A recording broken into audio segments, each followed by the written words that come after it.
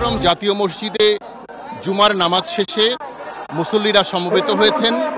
হেফাজতে ইসলামের নেতৃত্বে মুসল্লিদের এই সমাবেশ শুরু হয়েছে কয়েক মিনিট আগে।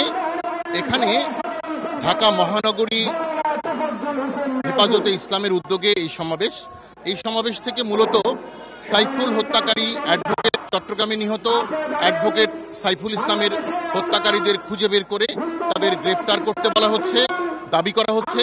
এবং একই সঙ্গে এই হত্যাকারী যে ইসকন সমর্থকরা রয়েছে, ইসকনের যে সমর্থক এবং নেতারা রয়েছে, কর্মীরা রয়েছে, তাদেরকে গ্রেফতারের করে বিচারের আওতায় আনার জন্য দাবি করা হচ্ছে।